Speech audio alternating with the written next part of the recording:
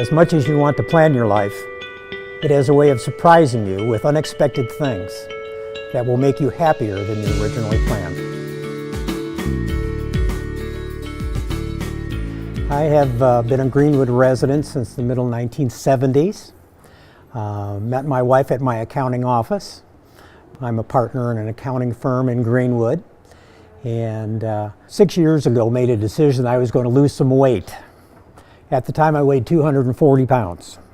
I obviously don't weigh that today. But during that process of losing some of that weight, my wife noticed that I had a lump on my throat.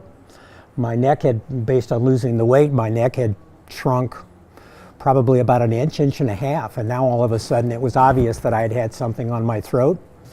I went to one of the doctors that's affiliated with St. Francis, and she immediately determined that I had an issue with that. Got me scheduled in with the radiology department, went through the MRIs and all those scans, and found that I had stage 4 squamous cell cancer in my throat. At that time, that was about 5.5 years ago. Dr. Peter Garrett was responsible for my radiology during that time. It was rather intensive. It was a 7-8 week, every day kind of program during that time. And they stopped it. They stopped it. Literally 4 years later, I'm a month away from my last appointment with Dr. Garrett relative to that. And all of a sudden, I'm in a position where I no longer can walk. Literally within a 2-day time period, I go from walking fine to stumbling. And we find that the cancer has moved, the squamous cell cancer has moved into my lungs, has moved into a lymph node immediately behind the spot, and then metastasized straight out my back and created a big metastasis on my back. So now I'm running the battle through the second stage of stage 4 squamous cell cancer. But other than that, that's kind of the story of getting me up to this point and learning again how to walk, doing those kinds of things, and all of those services were performed at St. Francis. I think the biggest issue with that group of people here in radiology oncology is the fact that every day they deal with people that I consider to be sicker than I was. Now I know I had stage 4 cancer, and I appreciate how serious that is. But I didn't come in sick, if that makes any sense. I wasn't ill when I came in. I didn't know I had it until I had it. And then they took care of it. So it's different.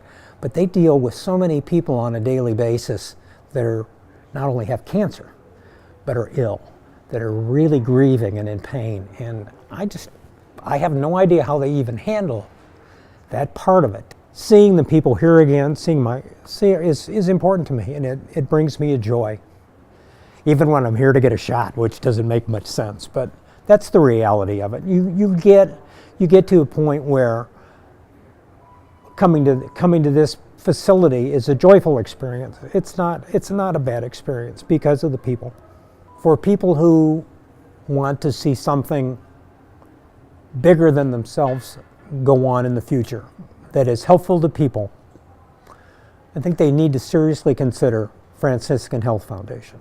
So if there's a shortfall somewhere, there's a need somewhere, then they're going to be able to fill that need. Because ultimately, what I see here is that they're here to serve their patients. They're not here to serve the hospital. And that's really the most important thing. So if there is a need that patients have in the future, that to me is the biggest reason to give to the foundation, is so that those funds, those emergency funds, those backup funds are available. And we don't have to rely on other types of support. It relates to building an endowment. It relates to building some future funding for those future services that we may not even know what they are today. I've got confidence that this is an organization that I want to support on an ongoing basis for future people to come and to be here and to realize the kind of care that I've had. I'm John, and I love Franciscan.